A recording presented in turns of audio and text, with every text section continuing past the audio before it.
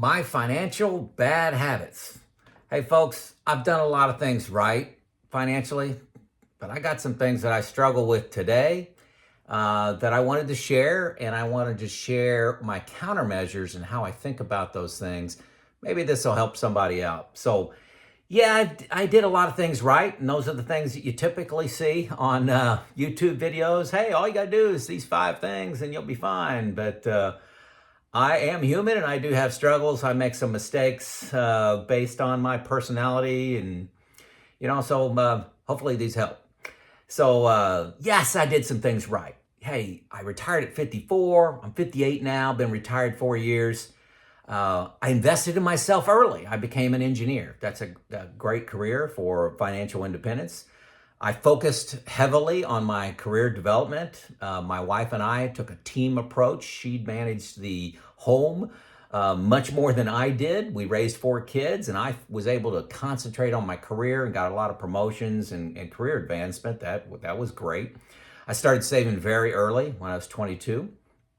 I lived life along the way, but moderated lifestyle creep. A couple examples of that is whenever I get a promotion, say I get a $400 promotion or raise, I would invest probably 300 of that. I would increase my savings rate. So if I was at 9%, I may go to 11, 12% because of that. So I would always take my family out to eat. We'd celebrate it, make it a recognizable event, but that didn't turn into a car payment. If I got a bonus, I would fund my 529s for my children's college, or accumulate that to maybe paying off the house. Another example is I did win the car game, and I think the number one thing you could do is not for financial independence is don't get in the habit of buying new cars every 2 years. I call that the car game for people. But I did have bad habits. And I do continue to struggle with these. So I wanted to share them with you and talk about how I manage those. I'm going to list the countermeasures. So hopefully, maybe somebody can learn, and that, when you listen to these YouTube channels, you kind of maybe beat on yourself a little bit, or talk bad about yourself because you're not doing everything perfect. And these YouTube people make it sound easy. No, it's not. So, hey, and I'd have 5 of these. What I got? 1, 2, 3, 4, 5. Yeah, so 5 bad habits that I have. Number 1, and this may surprise some of the people, but I have talked about this before. A couple of these I've never talked about, is I don't have a monthly budget. We do not track every expense. Every time we go to the grocery store, every time we get gas, we do not track that.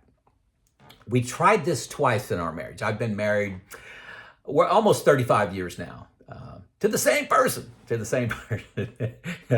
I heard a comedian say I've been married for 35 years, once for 20 and once for 15. But no, all to my wife, Lisa.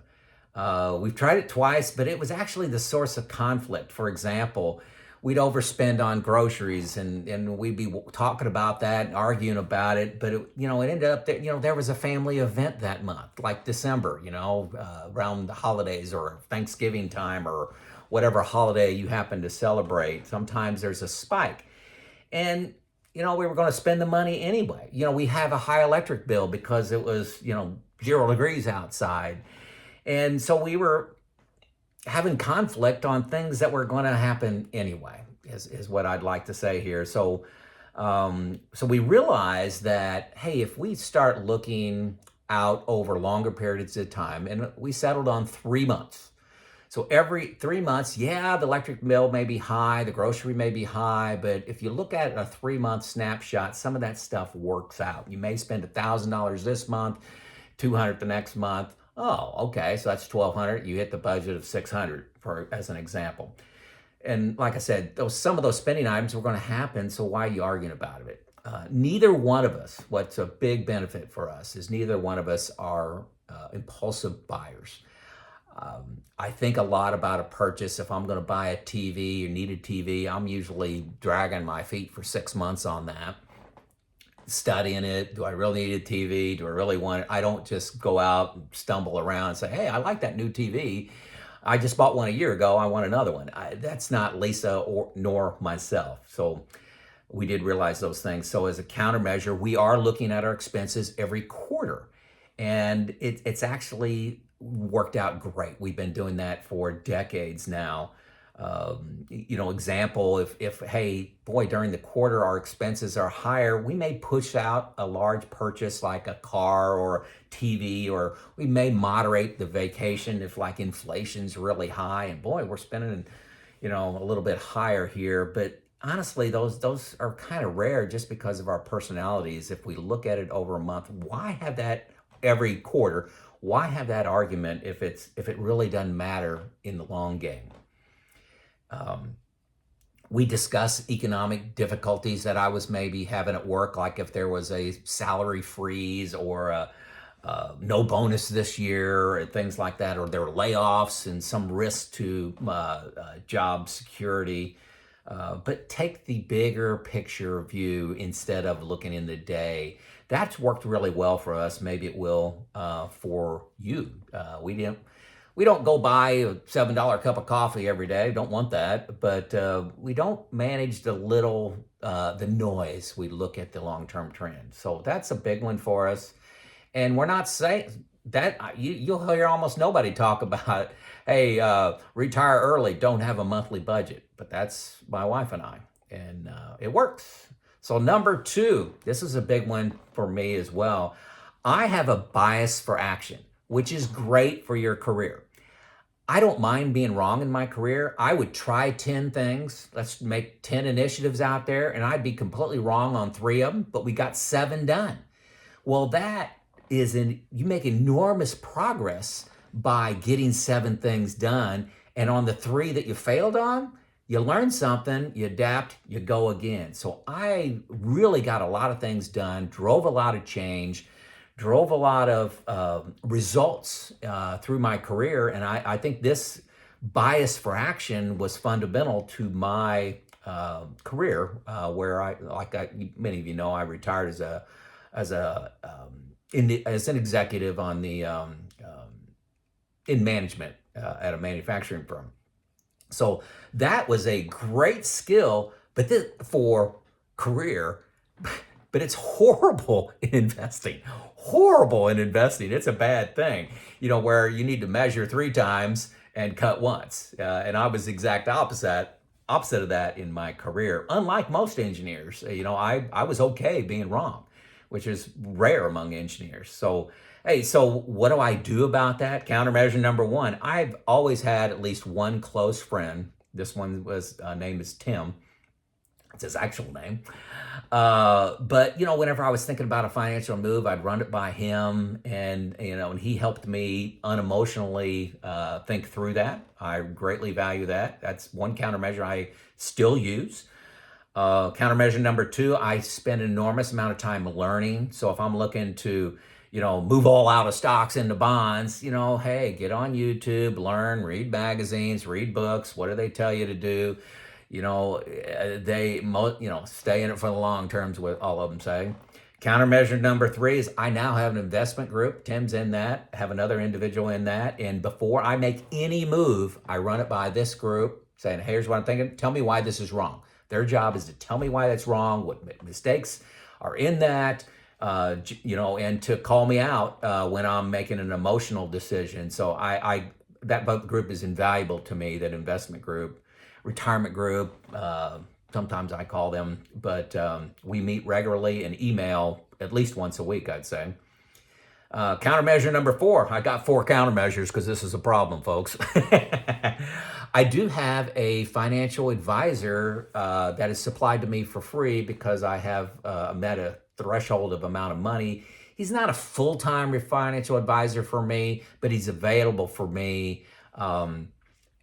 He'll spend an hour once a quarter with me for no charge. I can't, use him, constantly, and he won't call me up and say, hey, Joe, look at this, look at this. He's really just available for me as another sounding board. So I got 4 countermeasures, 4 countermeasures for having this bias for action. And is this killing you? You know, statistics say most investors don't even get market returns because they get emotional about when the market is high. They have fear of missing out. So they buy. And when the market is cratering, you know, it goes down to where they can't stand it anymore and they sell. So they're buying high and selling low. And that just, kills most people. So think about one of these countermeasures for you, because this is a problem for me.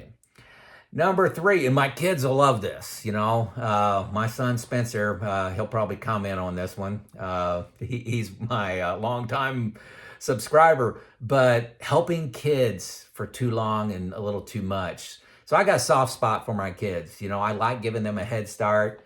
I wanted to make sure they graduated from college, their careers of choice, all engineers, without any debt. Now, they had great jobs. They contributed, paid at least 25% of their college, probably closer to 30. But I didn't want them to owe anything.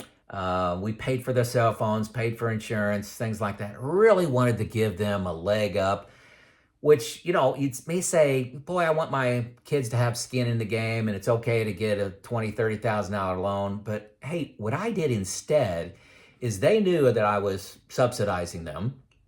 And when they graduated, I said, okay, now you don't have a $500 a month student loan, okay? Let's take that $500 and we're gonna put it into your 401k savings, whether it's Roth account or traditional.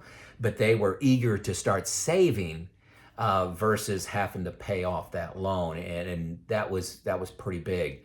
Another thing I did, and a lot of people can't do this, is, I bought them about a $12,000 car when each one of them graduated so that they would not fall for the car trap that I talked about earlier. They don't, hey, I'm making money now, I'm making $60,000 a year, I want to buy a new car, get a $800 a month car payment, insurance payment, all that stuff on top. So got them the car, got them the college. They started just basically at the starting line, not in debt with a car, in debt with a college loan or education loan.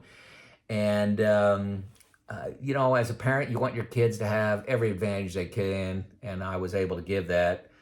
Got to think about weddings. What kind of wedding you going to throw for your daughter or sons? How much you going to spend. My countermeasure, I didn't do great with this, but I set a milestone for something like 6 months after graduation. This is what I did. After you're graduating, you got a good job, and 6 months later, you're paying all your bills. I'm not paying for your cell phone. I'm not paying for your Netflix account. I'm not paying your car insurance and stuff like that. I made enough money that I wanted that, like I said, I wanted to give them a head start on life, and they got that. But where's the line in the sand? If anybody's got a great solution for this one, I'd love to hear it. That's one I struggled with. Number 4, bad habit. And I'll put air quotes around this bad habit. And I know I'll get some comments on this, and I'd like to hear it. But I'm data driven. I'm trained as an engineer. I'm trained as a manager of high finance. Manufacturing, a lot of things that go into being a plant manager. Finances is one of them. I use managed funds. Okay, so is this a bad habit? I use managed fund. I think it makes sense to have an individual or team study profit, study the moats around their products, what market sectors they're in, which are doing well. Factors like momentum tend to pay higher returns. What's their management team? What's their direction? What's the research and development budget? All that kind of stuff makes a lot of sense to me. A lot as a manager and as an engineer. And I use American funds. I've made several videos on this. I got an expense ratio of 0.65, pay no sales charge. That's very important. No sales charge. Because it was in my 401k. Been doing it for 35 years. I've been in it forever. They perform very well over the last 35, 25, 20 years, even 15 years. Last 5 years, they've been tied. But remember, we've been in a bull market, except for this year, 2022. And, everybody's quoting all these index funds and how good they've been doing, and they've been in existence 7 years. Okay, everybody looks freaking good in a bear market. So what's the anomaly? Is the anomaly my funds have been doing very well, especially in the long term, or is the anomaly the 12-year bull market that we've been in and bear the last year, 12 months? So I don't know. So is this a bad habit? I see all the information out there. I see all the comments about index, low cost funds, but when I do the comparison in Portfolio Visualizer, I can't get away from this bad habit of liking my managed funds, liking the results of them, liking the model of picking winners and losers. And I've accepted living with the consequences. So that's my countermeasure is I've accepted it right now. I could be wrong. I do a deep dive once a quarter, another countermeasure, and I look at my managed funds versus unmanaged funds that have the right factor exposure. And like I said, they do very well, but I do have that discipline once every quarter. Bad habit number 4. Bad habit number 5, and I know everybody on this that listen to this has this. You have this problem, comparison.